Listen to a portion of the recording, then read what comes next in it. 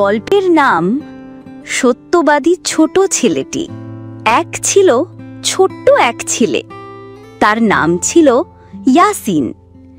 সে খুবই সাধারণ ঘরের ছেলে, কিন্তু তার এক বিশেষ গুণ ছিল, সে কখনো মিথ্যা বলতো না।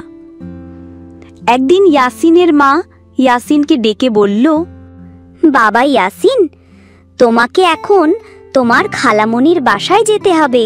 ইয়াসিন বলল, কেন মা, আমাকে এখন খালামণির বাসায় যেতে হবে? মা বলল, তোমাকে কিছু খাবার একটা প্যাকেটে দিচ্ছি, তুমি এটা খালামণির বাসায় নিয়ে খালামণির হাতে দিয়ে আসো।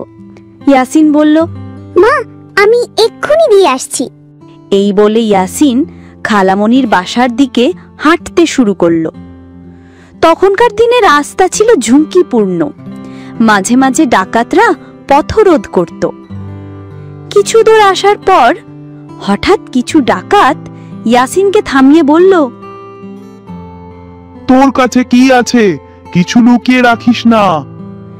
ইয়াসিন সাহস করে বলল, আমার কাছে কিছু শুকনা খাবার আছে, মা দিয়েছেন, এছাড়া অন্য কিছু নেই। ডাকাতরা হেসে বলল, আরে তুই তো ছোট ছেলে, মিথ্যা বললে আমরা কিছুই করতে পারতাম না, কেন বললি? ইয়াসিন বলল, আমার মা আমাকে বলেছেন কখনো মিথ্যা বলো না, আর আমি জানি আল্লাহ সব দেখেন। ডাকাতদের সর্দার চুপচাপ দাঁড়িয়ে রইল, তার চোখে পানি চলে এলো। সে বলল, তুই ছোট ছেলে হয়েও যদি আল্লাহকে ভয় করিস, তাহলে আমি বড় হয়েও তো ভয় পেলাম না। আজ থেকে আমি আর কখনো খারাপ কাজ করব না। সেই দিন থেকে সে ডাকাত দলের সবাই খারাপ কাজ ছেড়ে দিল আর ইয়াসিনের মতো সত্যবাদী হতে চেষ্টা করল। এরপর ডাকাত সর্দার জঙ্গল থেকে কাঠ কেটে পরিশ্রম করে সৎ পথে থাকতে শুরু করল, আর কোনোদিন ডাকাতি করল না। গল্পের শিক্ষা: সত্য বললে আল্লাহ খুশি হন।